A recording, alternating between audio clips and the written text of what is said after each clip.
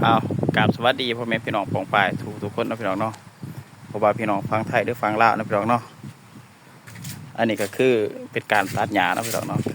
คือตัดแล้วนะตัดหญ้าแล้วแหละผลงา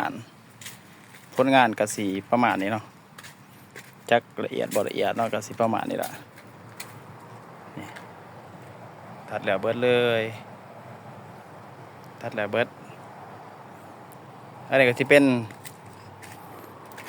มองหน้าห้องเนาะหน้าห้องทางขึ้นไปเฮ็ดงาน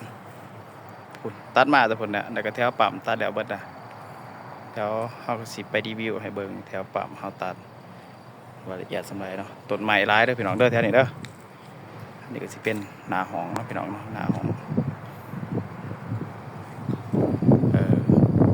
นี่เป็นกกมะมีเนาะพี่น้องกกมะมีก็กล้วยทางขึ้นไปเฮ็ดเวียกเฮ็ดงานเนาะพี่น้องเนาะนี่ก็สิประมาณนี้กกมะม่วงพี่น้องกกมะม่วงงามยังบ่ทันเป็นหมากเลยนี่ก็จะเป็นขอบซุ่มไก่ของขังไก่นะพี่น้องเนาะบ่มีไก่หรอกขายบ่ได้มันจะเป็นต้นมะขามเฮาก็สิมาจบคลิปสำนี้เนาะพี่น้องเนาะฝากกดไลค์กดแชร์กดติดตามนำเด้อพี่น้องเด้อเป็นคลิปสั้นๆนะพี่น้องเนาะ